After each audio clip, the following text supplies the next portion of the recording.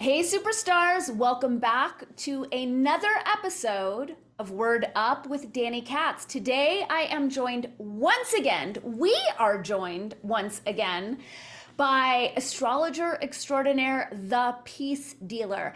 I reached out to the Peace Dealer to come back on the podcast, not just because he's a Word Up slash Danny Katz's favorite, but because I had received some feedback on my Cusps Are Bullshit series, wherein I was accused of a sort of soft astrological racism in terms of homogenizing and stereotyping the signs. And it kind of resonated. So I invited the Peace Dealer on to dive into it, to unpack the soft bigotry of astrological profiling. And in this episode, we go through each of the signs and talk about what are the stereotypes, where are they getting a bad rap, what is the reflection for the collective that is being projected onto the individual signs. It's a juicy conversation for the astrological geeks out there. Yes, I'm talking to you. Before we dive in, I'm reminding you to click that subscribe button, to like, to share, to comment, and inviting you to consider supporting me on either Patreon or Locals. If you're getting any value out of this series, out of any of my work, it's so super helpful in keeping me going, keeping the lights on, keeping the Zoom accounts up to date, etc., etc. This podcast, like all my podcasts, is divided into two parts. First half is free for the public. Second half is available for my paying supporters on Patreon and Locals. I encourage you to become one of them, to join the tribe. I'm also inviting you to sign up for my newsletter, DannyKatz.com, to ensure that we stay in touch despite big tech thought police fuckery. Last announcement, this podcast is going to drop the day before Thanksgiving 2023.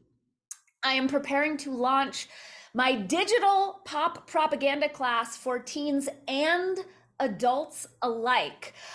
So whether you are a parent of a teen, a parent of a toddler, not a parent at all, just someone who wants to catch yourself up to speed on propaganda, media manipulation while safeguarding and building your critical thinking, this is the course for you. The course is going to launch January 2024, and in the spirit of Friday of color, of the shopping frenzy that we're all herded into around the Thanksgiving holiday, I am offering a Friday of color discount on the course. So as you know that you're going to want to nab this digital course, either for yourself, your family, your kids, what have you, I highly recommend nabbing it now while it is steeply discounted in honor of the shopping holiday. You can find the promo code in the description of the podcast and or on my website, DannyKatz.com. That's it for housekeeping. Buckle up and prepare to enjoy my conversation with the Peace Dealer.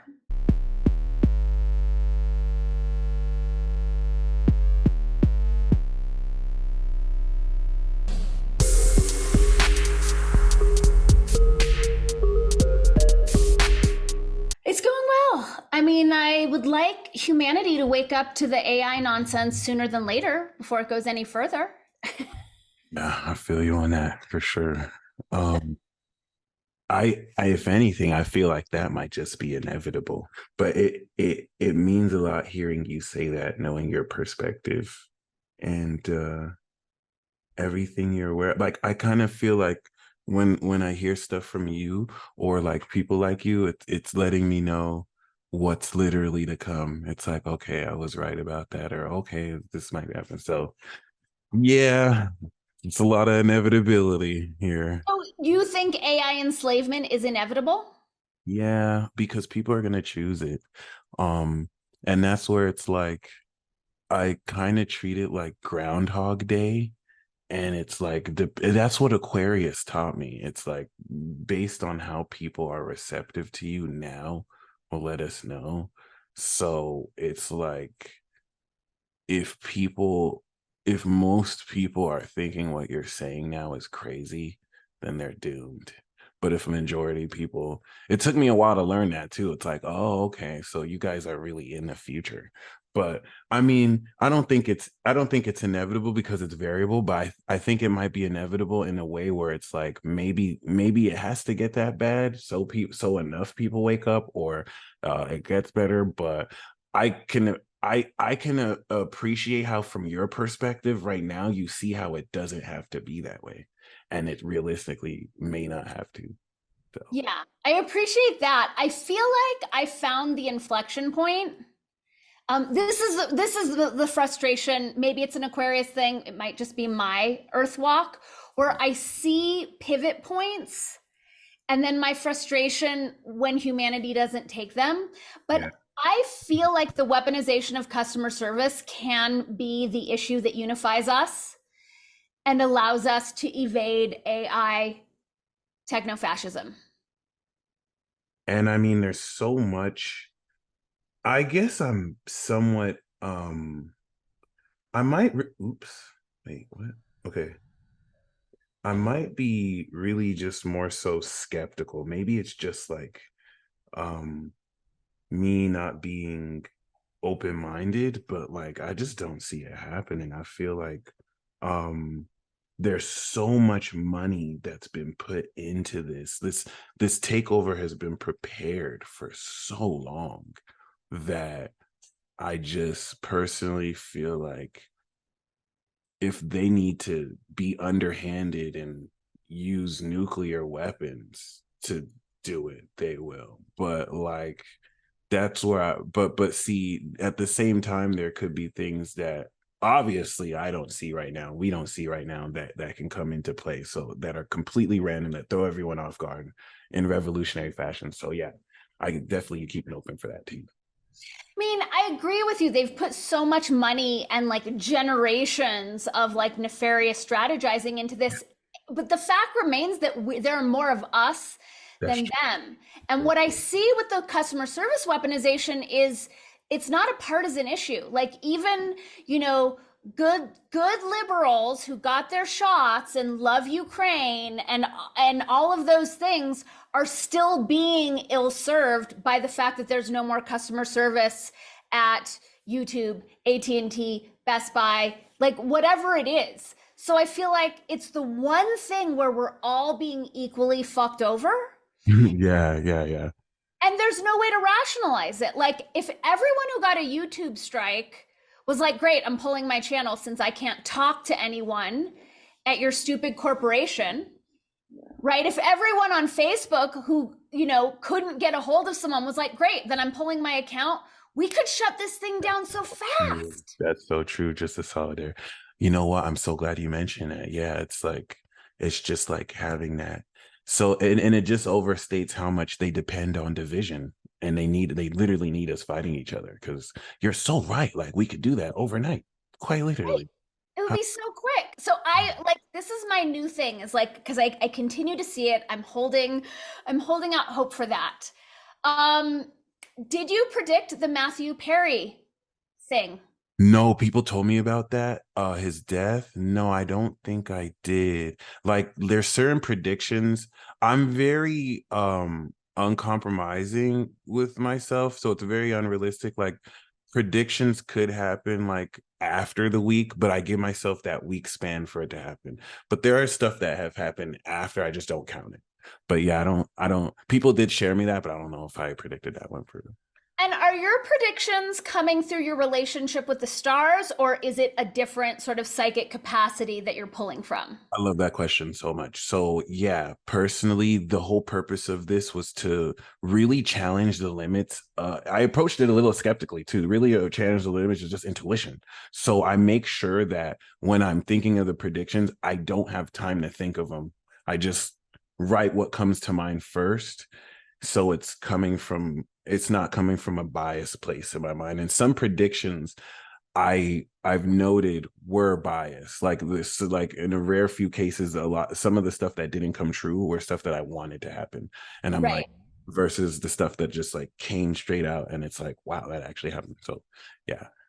I appreciate you saying that because I think so many people think that like we can be objective arbiters of anything. And it's like we can't be objective. It's not possible we all have likes and dislikes and preferences in programming. I want to believe I can be. I always like but I've come to slowly but surely accept that. And it was in learning about biasness and logic and rhetoric that kind of forced me to accept that too. But I'm grateful. It is what it is. Well, cool. This leads into why I invited you on today. So, someone had left a comment. I had done that series about our cusps bullshit with Yeah. you and some other astrologers, and someone wrote in my comment stream like, you're I'm paraphrasing, but it was like accusing me of a sort of soft bigotry in terms of astrological stereotypes, and I was like, I feel like that might be true. And so I wanted to talk to you about it. Like, is making fun of all cancers for being weak ass crybabies a type of bigotry? I love this. I'm so glad to talk about this because um studying this for 10 years relative to really failure identify studying this for 10 years, um whereas at first I'm giving in all these stereotypes and knowing at the surface that they're not real versus like later fully understanding, like just being so tapped into the multidimensionality, which is a great progression from being a beginner to being more understanding, seeing and identifying a sign as something, which is something, a question that you get a lot, like, oh, what does this sign mean? What does this sign mean? Like, what does cancer, which sign represents cheaters? Which sign represents this? And at first, Yeah. I love it. Right. Oh, what did you say? You said Scorpio? I said Scorpio. Okay, yeah, the OG right there. But at first you play into it, and that's the beautiful, what I love about stereotypes is that they're so fun.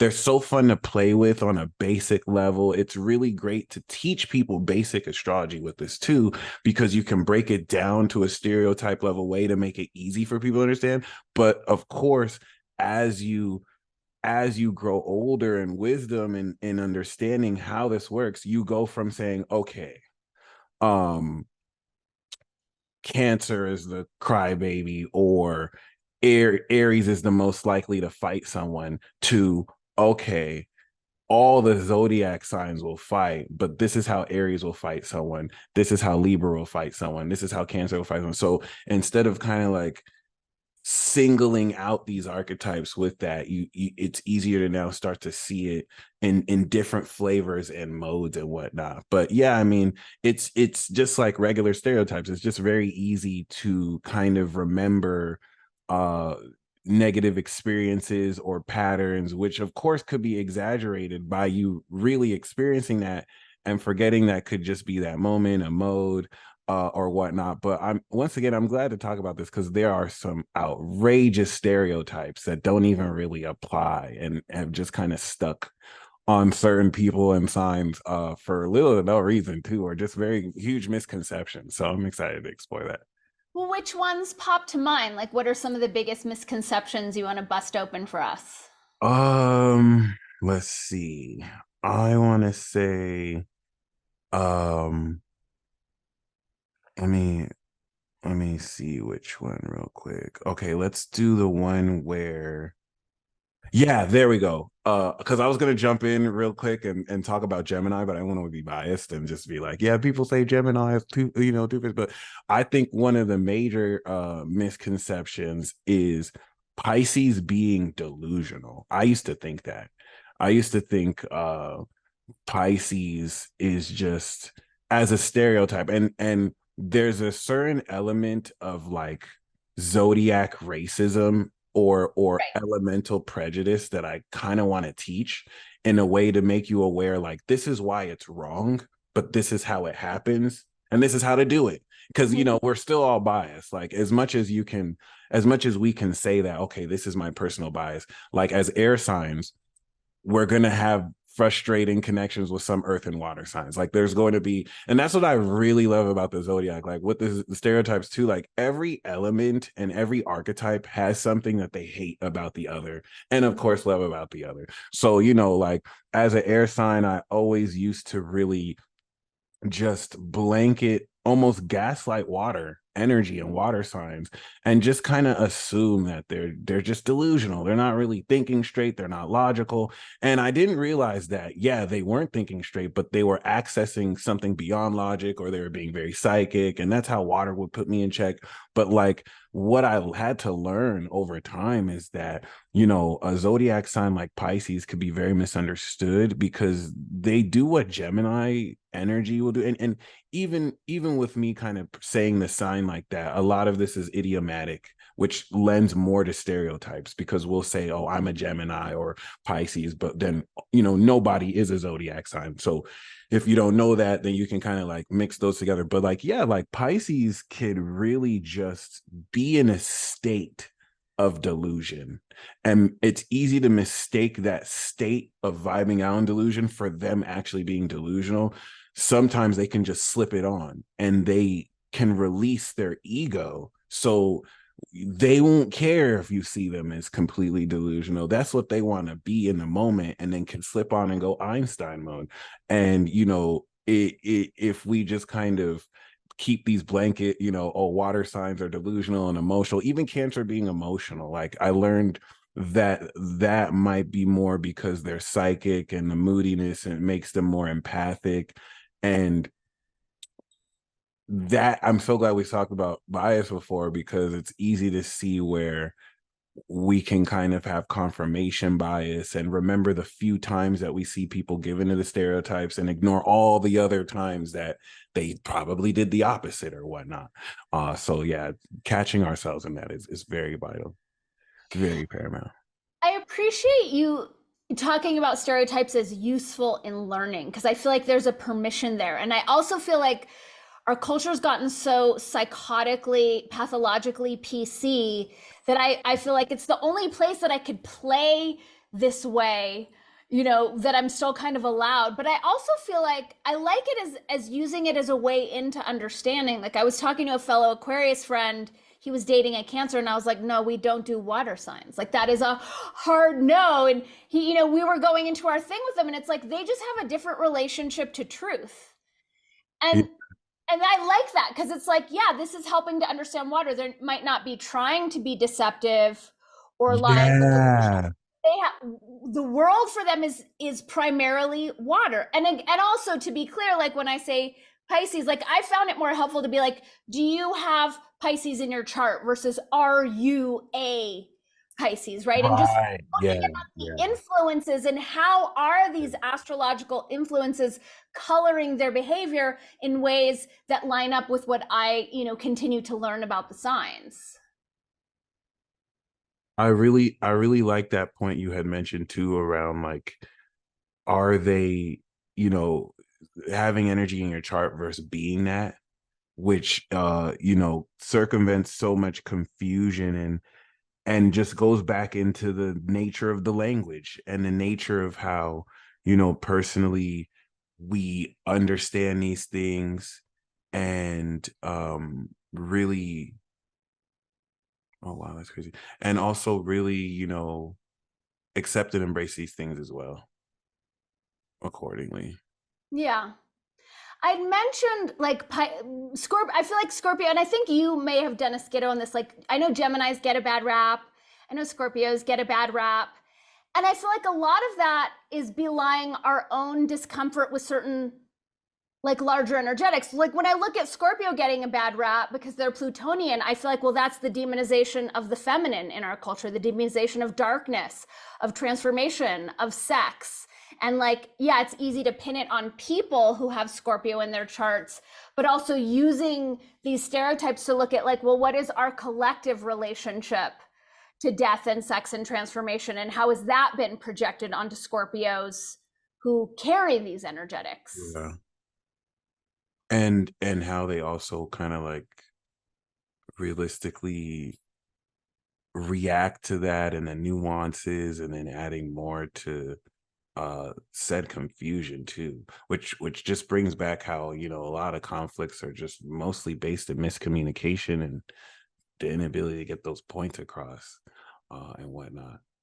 So But where do you see Geminis getting a bad rap and like the sort of soft bigotry of astrological stereotypes? Like, how do you see that showing up with Geminis?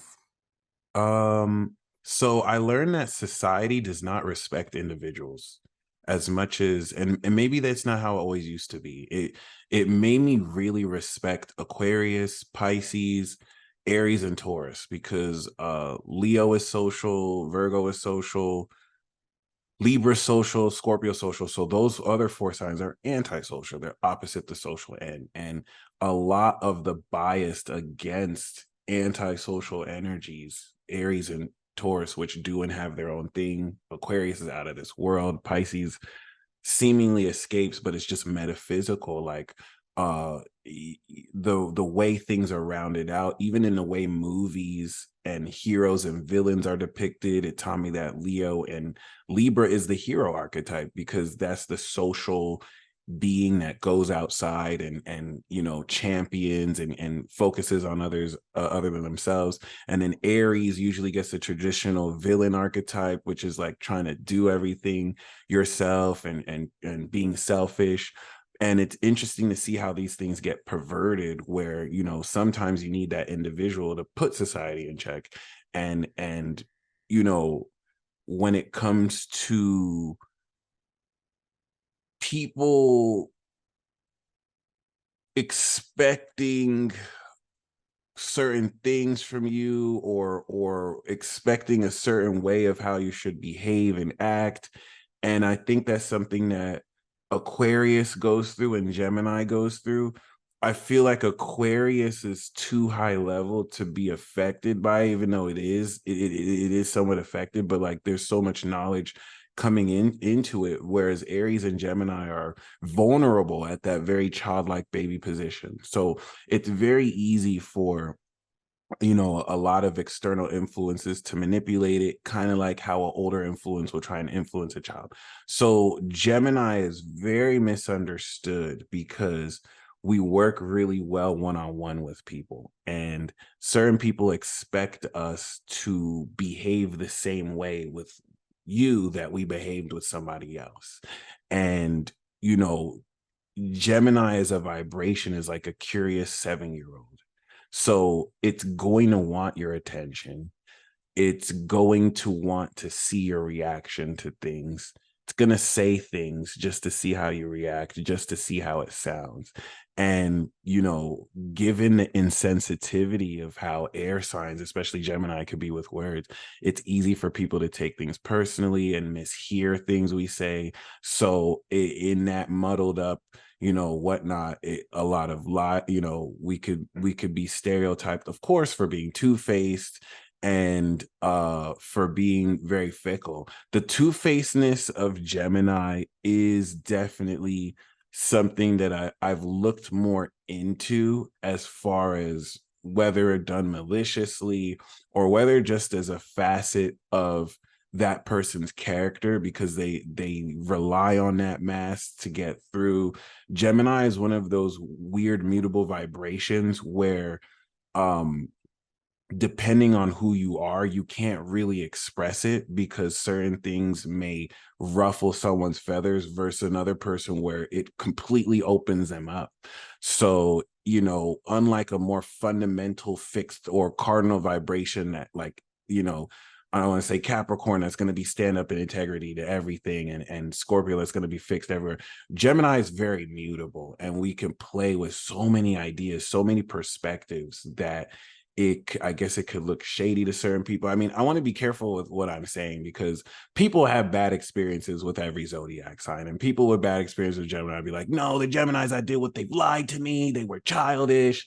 They were, you know what I'm saying? Like I'm definitely aware of how mischievous and tricky we can be. But I've noticed with really all mutable signs, but specific and air signs too, but specifically Gemini, it's like there's so much more potential for misunderstanding, because there's the people who people think they're talking to with the Gemini, and then there's who they actually are. And in that moment, they could have just been mirroring you or just kind of like sharing off the energy you had or whatnot.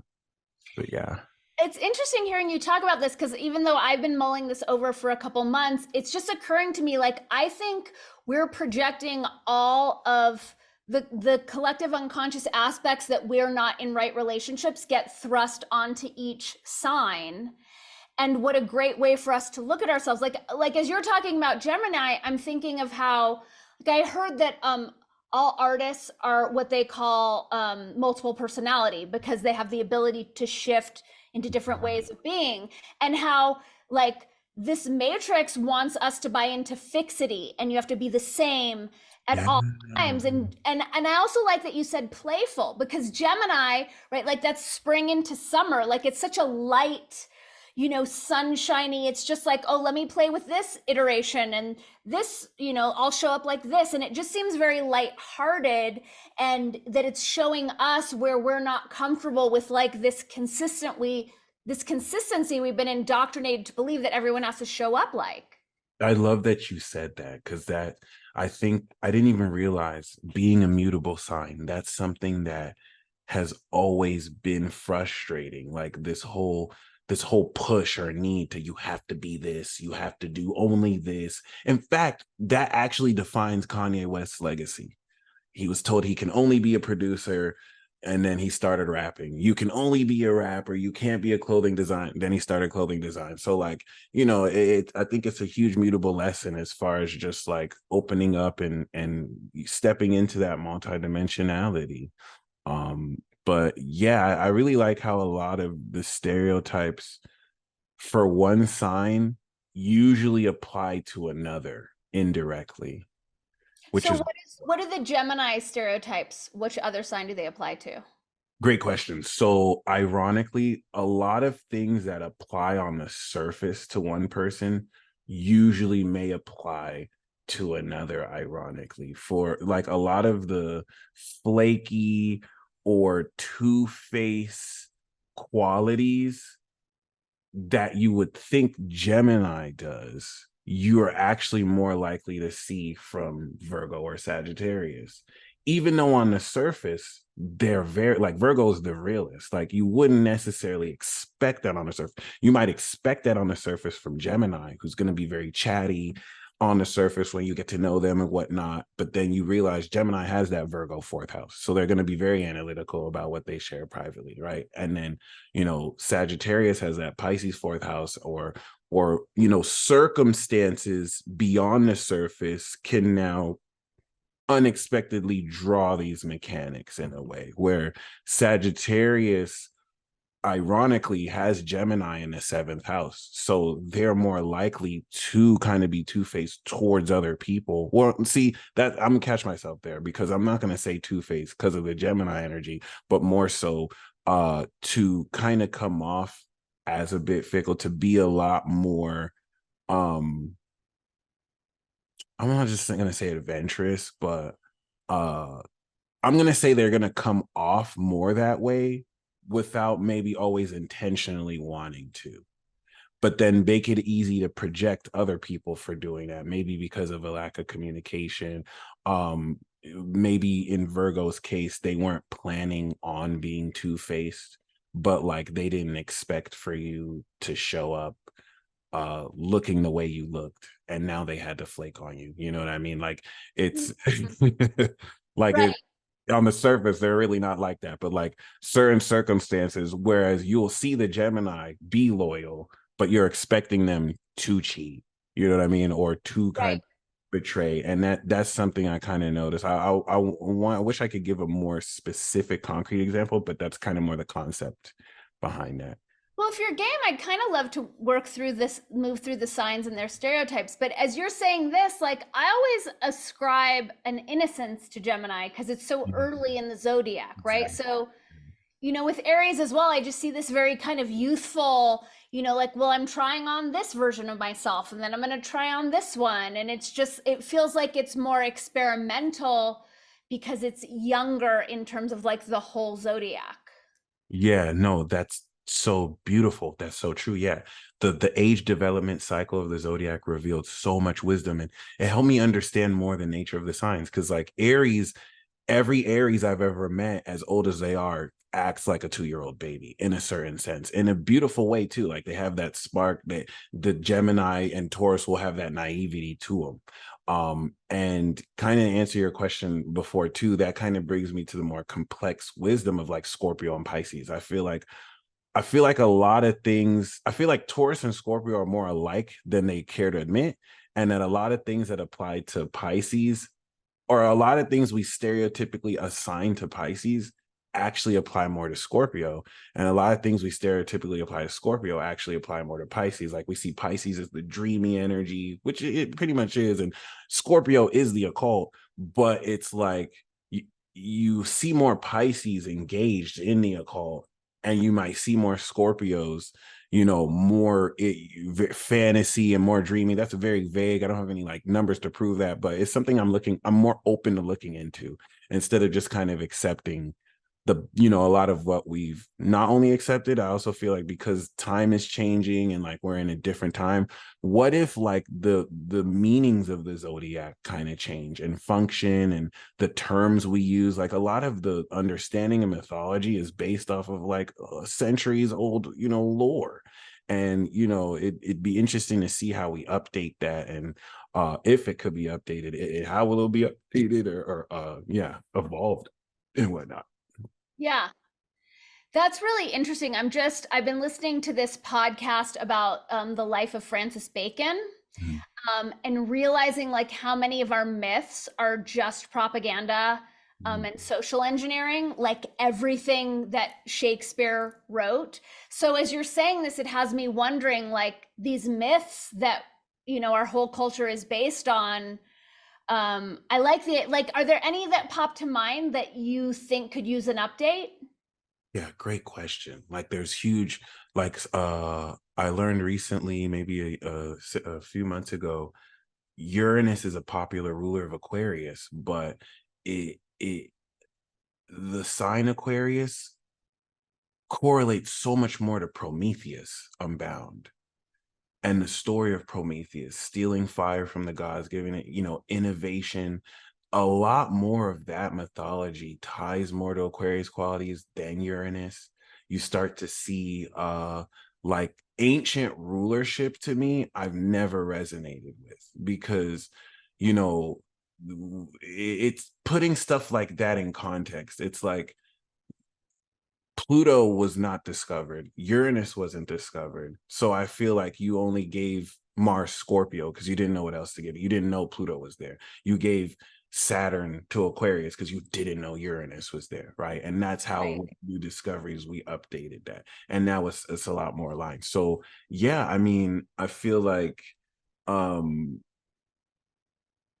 even even the and that's what I love about astrology. Like I know so much over this decade about astrology, and I feel like that is still just one grain of sand in like a limitless sand beach. Like as much as I know, it's still just a little. And then I feel like, given these outdated or nature of how we use our language, speak our language, use these mythologies, it limits so much the potential of what we really could do with this, which is really exciting because it lets us know there's so much more. But yeah, I would just say a lot about the language. Like I didn't realize that Spanish, English, a lot of the languages that we speak were derived from Latin. And I didn't know Latin was a dialect. I thought it was like I didn't know it was a dialect of like Sanskrit. So it definitely, personally, I think that clouds so much.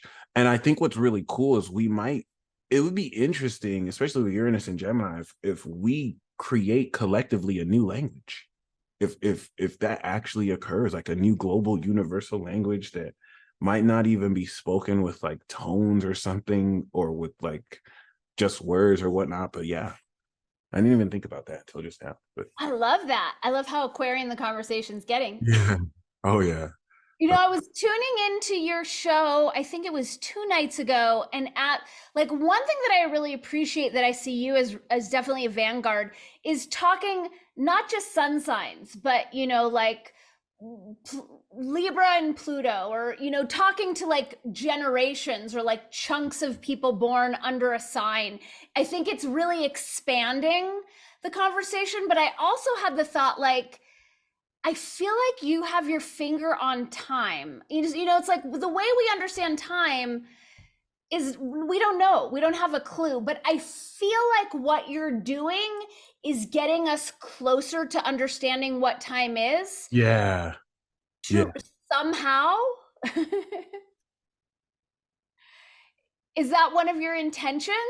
Like, Yeah. how has your relationship to time shifted as you go deeper and deeper and deeper into astrology? Thank you so much. That I think is the most important question I'm answering today. That has been a slow but steady initiation. And it wasn't until I started to respect the math, like the actual math and the angles and the timing of that, that the world really opened up to me. Like I didn't realize how crucial time and timing is. I understood that, but it's the closest thing to magic for me right now. And in respecting the math of how the timing of certain angles align, and committing to telling the story that way has skyrocketed a lot of how I go. A lot of it was more theoretical, postulative, my ideas of what I think it is, versus slowly but surely realizing, okay, these are the aspects and angles these make. These are the timing of these cycles. I think because my moon is on Saturn in Capricorn, I've always had a very special relationship with time. I've always been at the right place at the right time, uncannily. I have a very crazy sense of timing, but it's something I really want to, like a time lord or something like that. I really want to focus and commit so much to that, as far as now learning it as a language. What is the time telling us? What is the timing telling us? What are these patterns telling us? And once I really kind of committed to looking at the degrees, because I was really kind of just more rounding out the signs. Once I looked at the degrees and realized, oh, this is a communication. The sun is squaring the moon. That's actually a thing. It's actually a symbolic representation. And then kind of see it.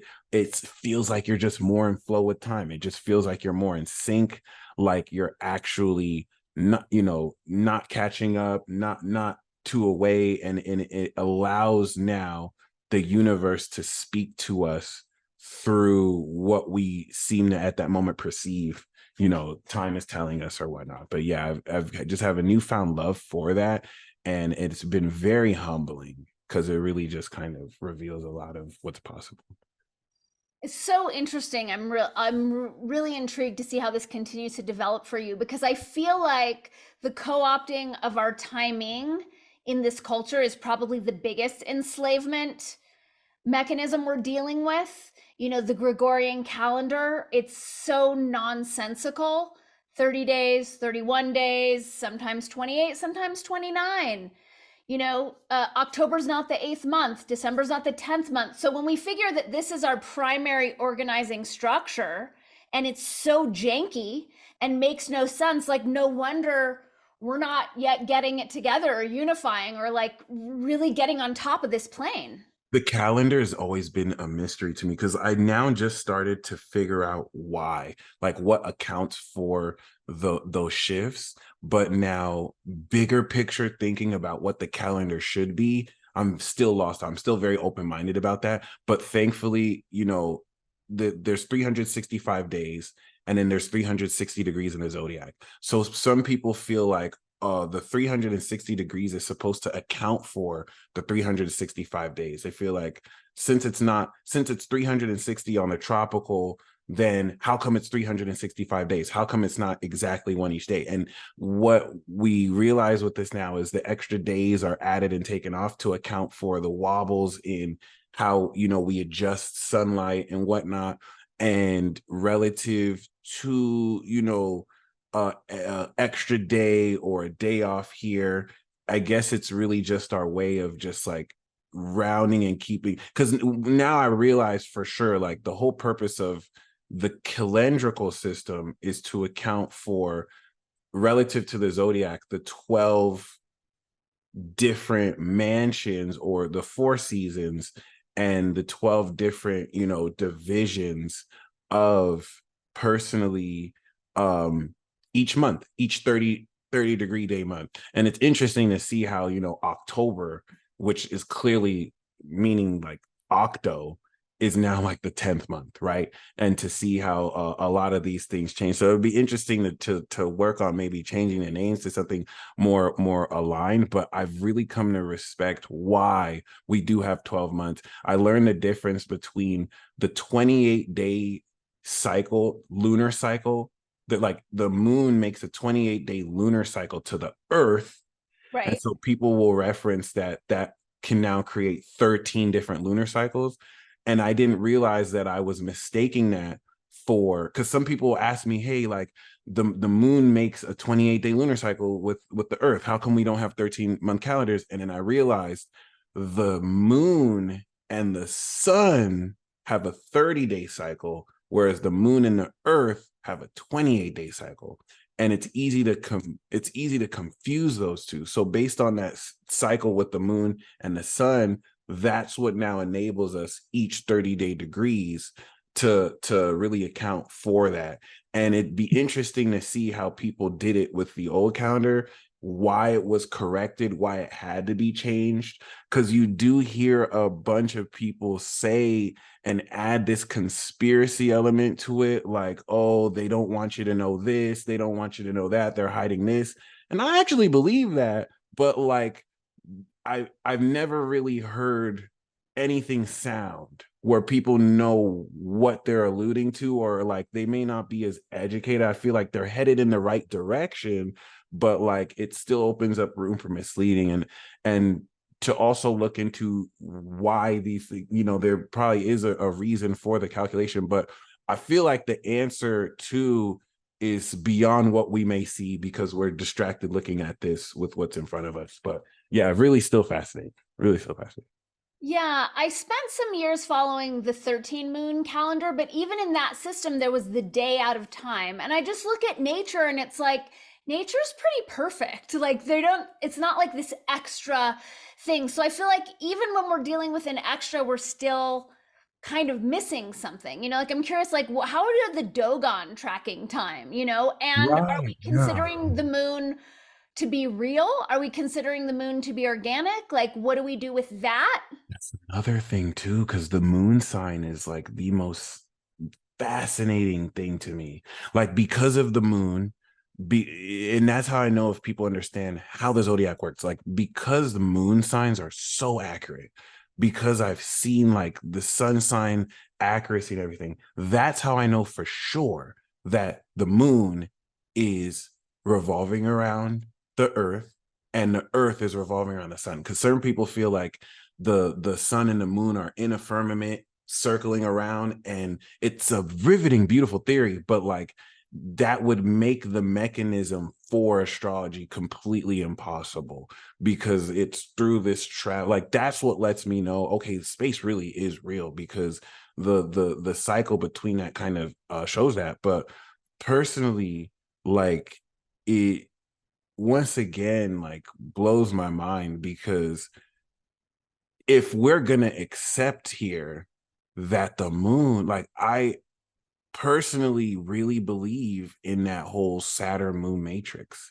that the moon really could be a satellite from Saturn. I didn't know that it was true that the moon reached a certain orbit, stopped, and then just stayed there. Like I had no idea that was true, that no one knows how the moon came to form. It apparently was made. Like and we are not, and it's so beautiful because the moon is mysteries, intuition, and it's the most mysterious thing like perhaps around us right now, governing the tide. So if the moon is a satellite sent from another, that changes everything. And if we have moon signs, how does that relate? You know what I mean? So it's very interesting. Yeah, totally. I mean, sometimes when I think about it, I'm like, well, I think it speaks to the power of story and the Yeah. power of myth, that we've bought into this moon for so long that it shows up in this way. Yeah. I personally have the same moon, Mars, and rising. So it's kind of a little bit of a disability in terms of understanding my own chart because it's like, it's all the same, you know? So I can't really differentiate between what's my moon, what's my rising Mm, when it's all the same, you yeah. know? So That's I'm kind of relying on other people for that one. okay. And what sign is that in? I'll give you one guess. Leo? No, no, no, no, no, no, no. Aries. Oh, Aries. Okay, Aries moon, Mars and Aries, Aries rising. That's deep. Okay, that's very It's a lot. that's interesting. Okay. Because yeah, all right, yeah. I didn't think how it blending could really do that, but Aries is so instinctual. That makes sense. So it'd be really interesting to see like what's influencing that. I mean, I can see it in terms of observing other people. Like, I think most Aries moons are pretty self involved and self referential. And then there's going to be that urge to like fight and lose it with anything emotional, you Yeah. know. But then between the Mars and the rising, as far as like my work in the world being, you know, like those get fuzzy. Yeah. Especially with the clashes too, prospectively. But yeah, I mean, that's also another common stereotype. You know, Aries are always mad and they, kind of are always fighting, which is crazy because I've driven in a car with my father who's an Aries.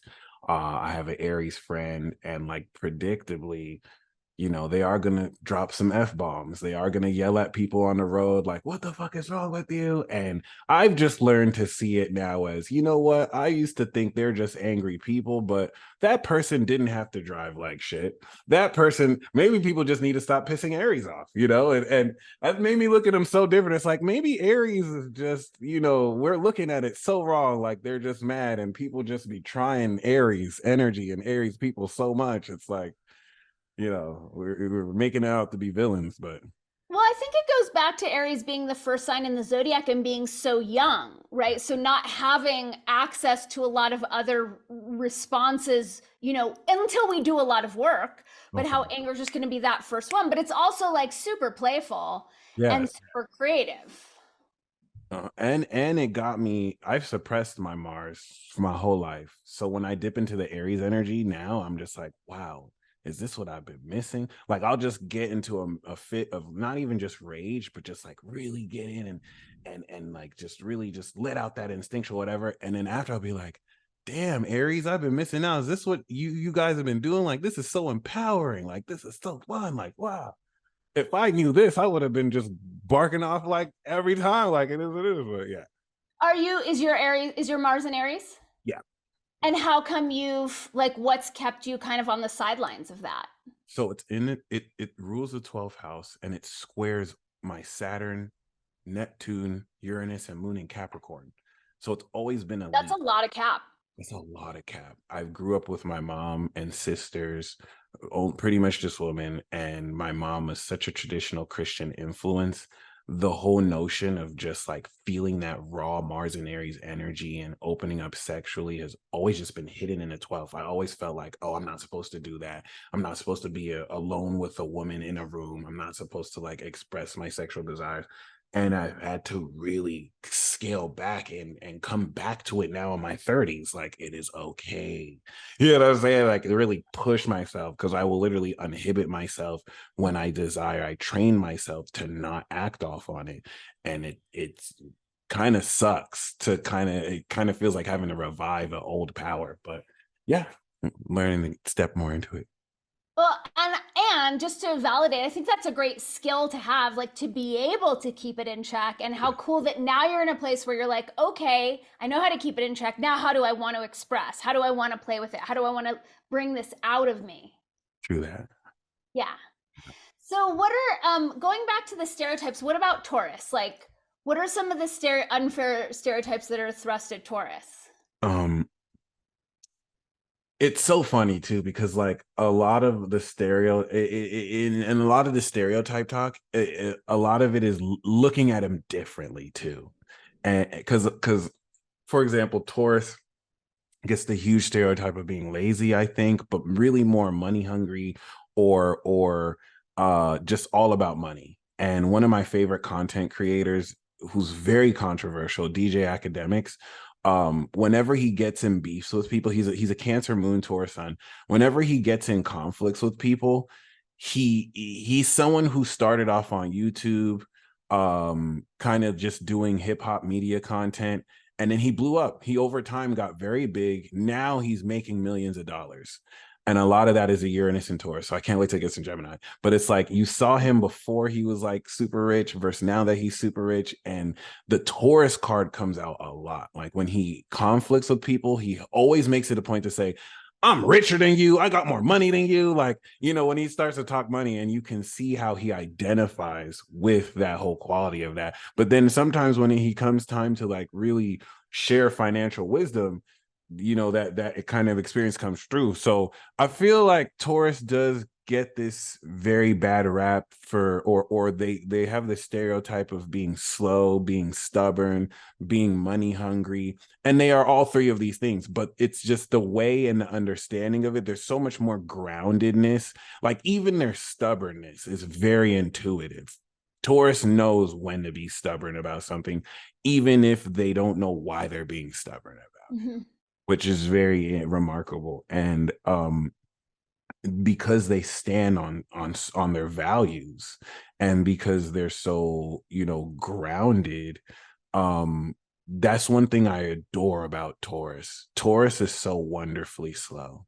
Like an air sign and a water sign are going to talk. First of all, we need them to be slow, because if they weren't the slowest zodiac sign, things would not be stable and we wouldn't have any foundation. But it's like a Gemini and a Cancer air sign, a water sign, can talk about high intellectual, crazy technology and psychic ability, and really going at length about how this can innovate society, about how it's real, about how they've had the experiences.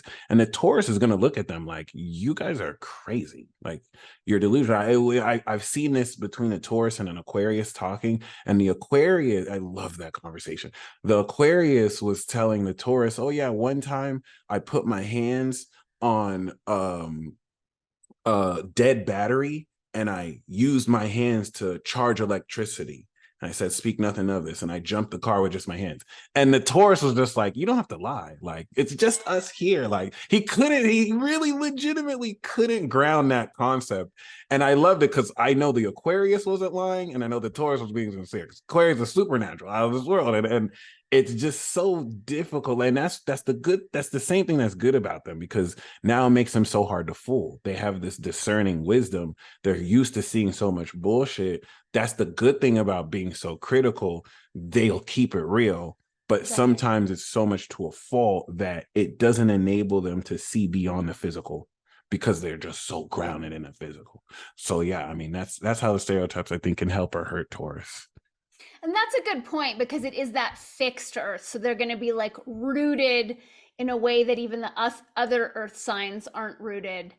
Is in my mind, I just think of them as the sensual sign, and just of like delighting in all like the earthly thing, the luxuries and whatnot, which but I think stubborn. They definitely get stubborn. Mm-hmm. It's the reason why I'm super stubborn. All my Taurus energy, for sure. Where do you have Taurus? Rising, Mercury, and Venus. Oh, that's a lot. Yeah. Venus and Taurus, lucky whoever ends up with you. Thank you. If I didn't have Venus and Taurus, I would probably be a man whore completely. I came to that realization. I was like, wow, if it was in Gemini or Aries, I would be a proud whore. Like, I wouldn't even care. But Taurus just getting connected to Capricorn, it's like, I just gotta be with one person, gotta be loyal. Yeah, it is. I love that, because it's just another like kind of subset of stereotypes. Like when I hear someone has Venus in Aries, I'm like, bye, I'm monogamous. I'm not. You don't even have to go any further. Yeah. Which is crazy, because you don't want to apply that stereotype. But I mean, you have so much experience with that energy, you just know, like you could tell the pattern. So that's interesting. Right.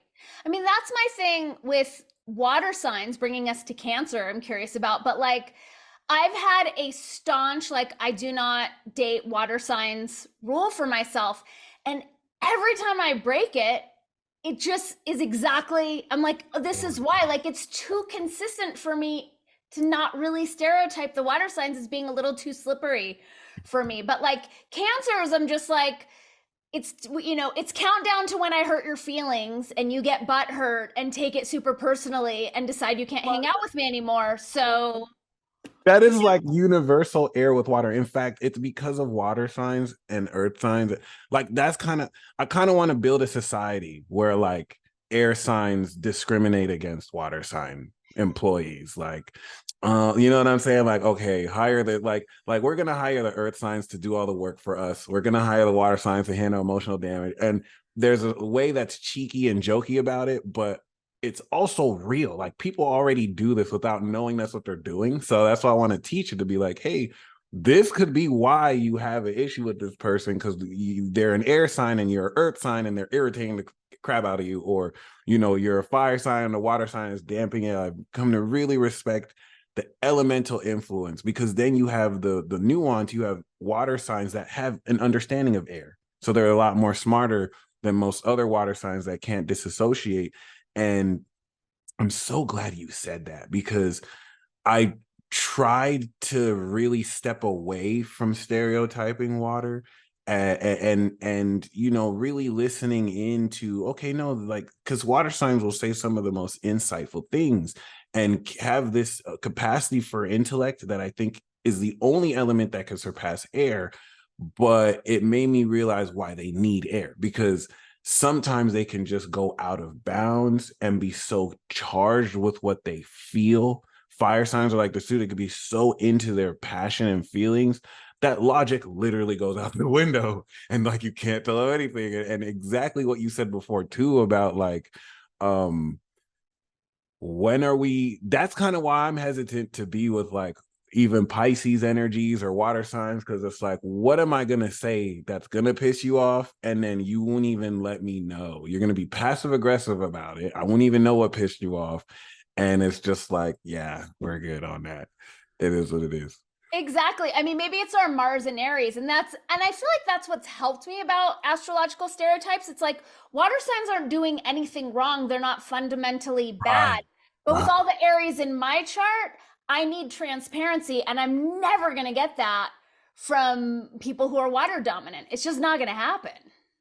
Just in their nature to be passive aggressive and mysterious. And that I love that you said that too, because it's really nothing wrong with them. It made me realize that I may have been expecting more than they're capable of, or something that they're not able to do. And that made me really once again step back and approach it more consistently or balanced. I mean, for me, that's what I find so helpful about astrology is understanding like these are people's blueprints. So, like, expecting them to shift out of their blueprint isn't going to happen. It's just for me to learn like, how to show up, what boundaries do I need, what relationship is realistic, given our blueprints.